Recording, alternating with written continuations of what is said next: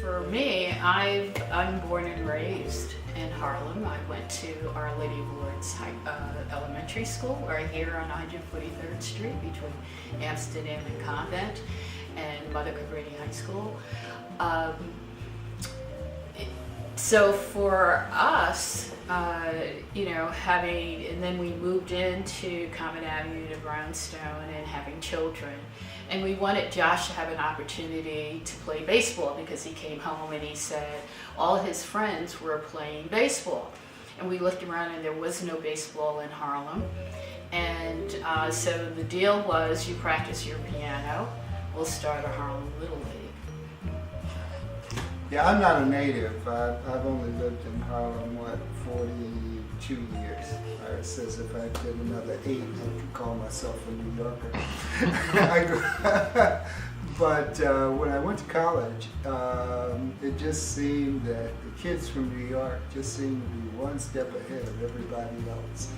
So I said, if I ever have kids, I want to raise them in New York. So that they could get all of the enrichment, everything that New York has to offer, good, bad, and ugly sometimes. So it was good for them to see that everybody wasn't nice, because talking what the world was like. Mm-hmm. But yeah, we love Harlem.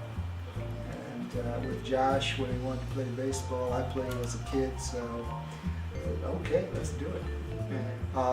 And so the hardest part was finding a place to play. Okay, getting the charter was pretty straightforward to Little League baseball. Finding kids and volunteers was fairly straight. And this is one of the richest cities in the world, so finding money was. But finding some real estate was tough.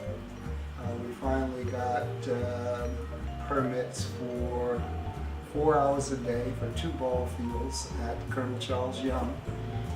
From 8 to 12 on Saturday mornings. That was our spot. Yeah, and actually the Parks Commissioner at that time, Pomposello, had to intervene on our behalf because that was really only used by adults. And we got the 4 hours because he said, stop, kids have to play somewhere. And he pushed everybody back and said, they have their 4 hours. In the mornings. But it was just unusual that you would even have to go through that for a youth program. Right. But as Dwight said, that was the key challenge, and continues to still be a challenge for us today. Finding the fields, maintaining the fields. Yeah. Exactly. I mean, that year, those 4 hours allowed us to field 8 teams, okay, kids from 8 to 12 years of age. That's all we could do with the time that we had. We had a wait list after that. So we started pushing for fields, trying to find spaces, and we were very, very fortunate, although it was a struggle. First, same commissioner, Borough Commissioner Pomposello, identified 2 asphalted fields, little small tiny things, in of all places the Jackie Robinson Park. Okay, and they were asphalt and glass, so parks, said, could we use this? We said absolutely. So they removed the asphalt, put down some turf and whatever, and we fielded another 150 kids that year on those 2 fields. And then the following year, he showed us Holcomb Rucker, which is known for basketball, but there's a softball space up there, which was also asphalted.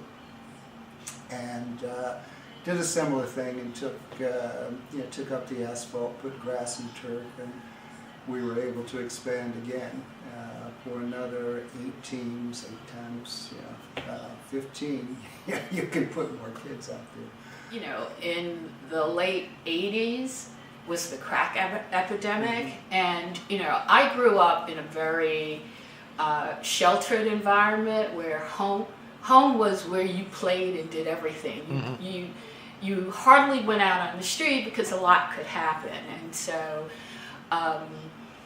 having children here, I mean, although Dwight wanted them to be sophisticated, I also knew, and my grandmother, and we had 3 generations living with us. So my grandmother, my mother were talking in the back, and you letting them out like that? You letting them out like that? So I say that because, you know, here was Josh, a boy who wanted more freedom, and he would go around the corner on Hamilton Terrace and play kind of football out in the street with his friends. And the good Harlem mother that I was, I would creep along. I would say, oh yeah, go ahead, have a good time. And then I would go around and kind of peep and wait and see if everything was all right. And the same thing with our daughter. If she was wanted to go to the bodega, we would say, yeah, go to the bodega. And then when she got halfway down the block, we run to the corner, make sure that she got there safely, run back. So they never knew this. They never knew this. And then we would stand on the porch and say, great job, you know. I think what appealed to me when we learned more about Little League in general was that here was an opportunity to have a volunteer parent-run organization where you could make sure your kids were safe. You could kind of weed out who was going to be their managers, and you were still involved, you know, in a way that gave everybody freedom but safety at the same time. It was really structured recreation. Right. Okay. Right. Structured play for the kids. And that same year, well, I guess it was a year later, we also started Harlem Youth Soccer. Wow. We knew nothing about soccer, you know, other than, they call it football some places. So, but we started it anyway. We said, hey, so the kids went from baseball to soccer and whatever. I'm up here coaching the team with the rule book here and the instruction and the kids.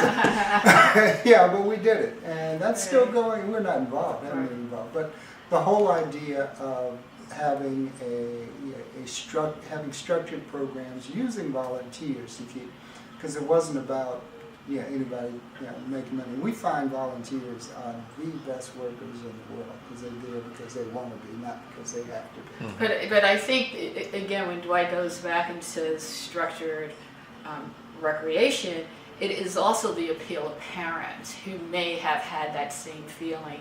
I want my kid to play outside, have an opportunity to play a real game, but I don't want them to be in the drama mix of the neighborhood. Right. And this gave them the opportunity, all of us an opportunity, right.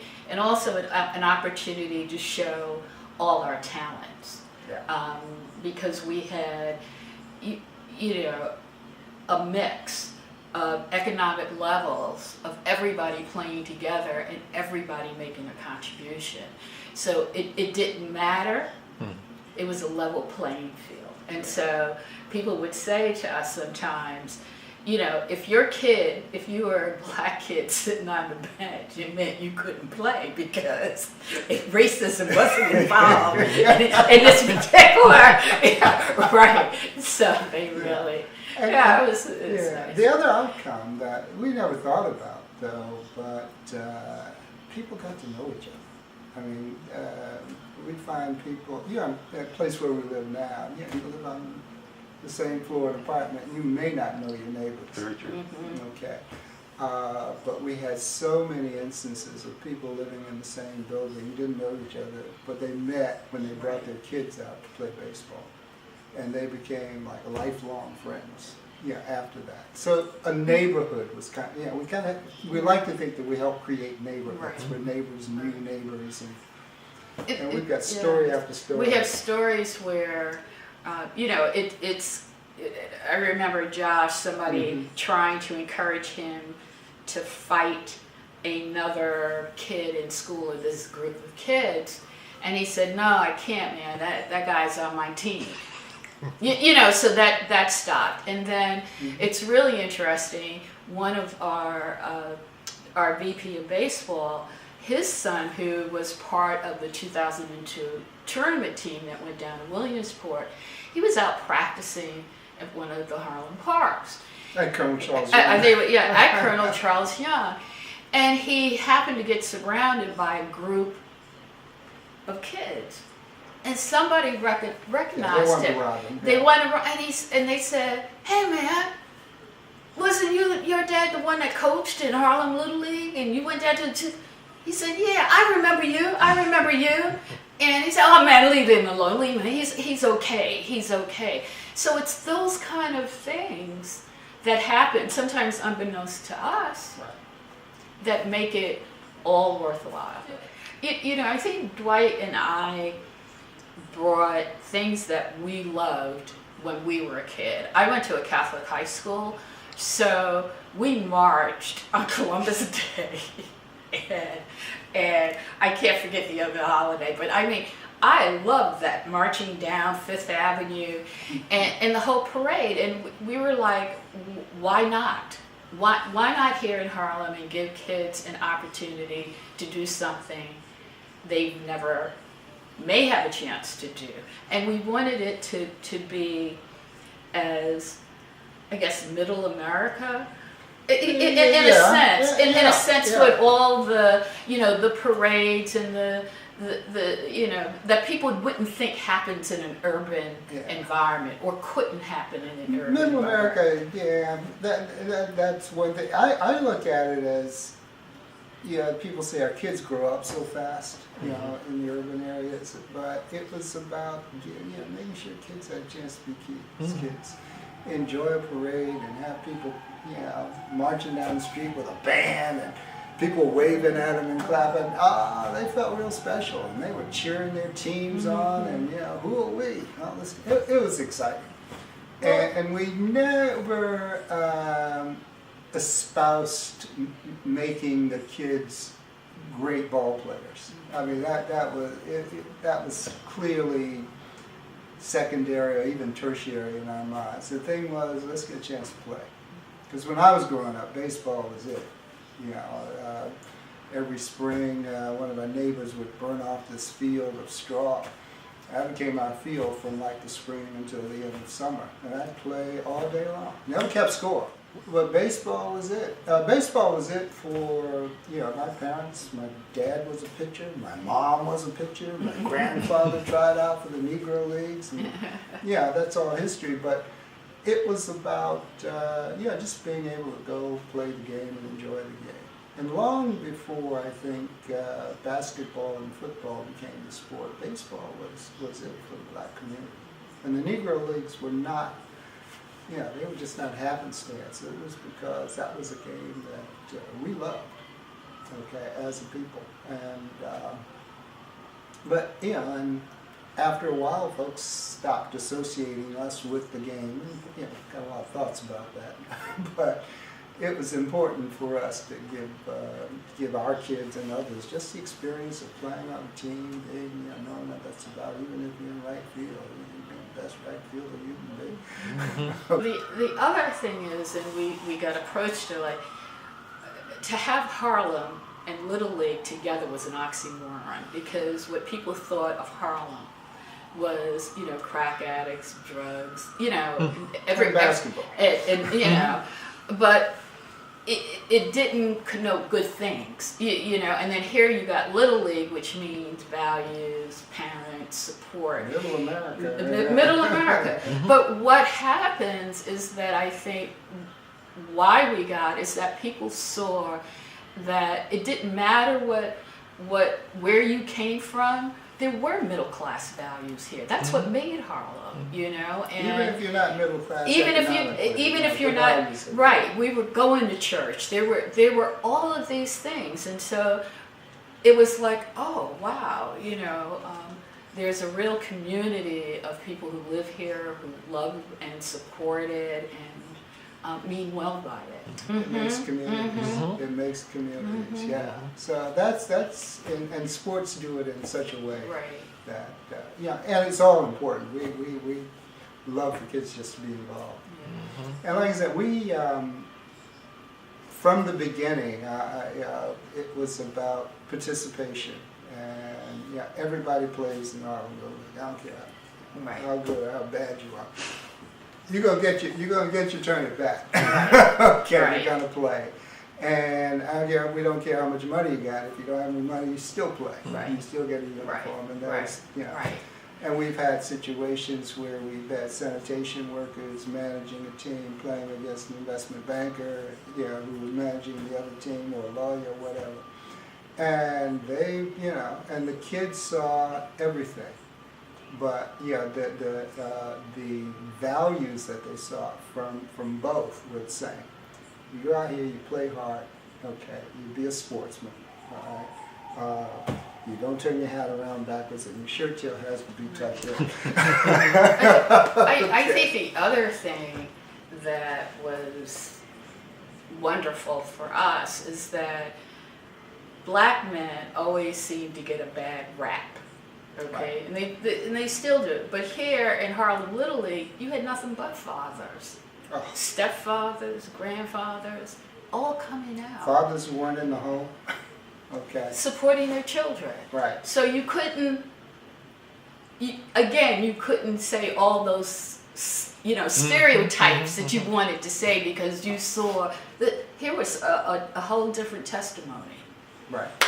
Right. So it's that caused us to come up with our motto, which Little League Baseball actually borrowed for its 75th anniversary. Somebody asked us, well, you think you're going to get some professional ball players? I don't care. We're more interested in building big league citizens, not big league ball players. And that kind of stuck. 25 years later, when I went on the board of Little League Baseball in 1994, and I was on the Little League Foundation board a couple of years before that. But at Little League's 75th anniversary, they came up with the theme, Little League Big Legacy. Okay. Like I that. said, Steve, where you get it? He said, well, I took it from you guys. So that was very helpful. The other thing that happened too that we didn't expect was Little League's urban initiative. Because when we started, they were very interested, because Little League was, primarily played in the suburbs by white kids. Even though there have been black kids playing Little League baseball since its beginning. Okay. My friend Billy Hunter played on the 1955 Little League World Series team, when he was 12. And he was saying, I was the first black kid to play play in the Little League World Series. I said, Billy, I love you, but that ain't so. There were 3 black kids on the first World Series championship team back in the 40s. Oh, wow. And so it was, but what I was getting at, modeled after Harlem Little League, got a lot of support, put money and resources into its urban initiative program, and they have either built or strengthened leagues in 90 cities across the United States. Wow. Okay, and we have an urban jamboree every year, regional jamborees where kids from urban areas come to play baseball on some great fields and just meet each other. We have, getting back to the big league citizens thing, we have asked, any kids go to the majors? I mean, we've had some minor league players, but we're more proud of, we got 2 MIT PhDs, we got more doctors and lawyers who've grown out of Harlem than we can count. And the young man who opened the door for you downstairs, he played with us. We've got just kids who've gone, just gone on to do marvelous things, and they've come back to coach. Yeah, a good chunk, maybe, I don't know what percentage, but a good number of the managers that we have coaching in Harlem Little League now, played Harlem Little League. And that means that, we can afford to retire. But it's been a blessing. There have been a number of times for a lot of reasons that we were about to leave New York. I was almost moved to Chicago for work, and something would happen where God would say, "Anytime, I remember one time I came outside and somebody broke the headlight on my car and stolen the bulb, not the globe. They just took I said, that's it, I've had it. We're out of here. Before I turned the corner, some kid said, hey, Mr. Raiford, I had a great time playing Harlem Little League. Ain't time to go yet. We see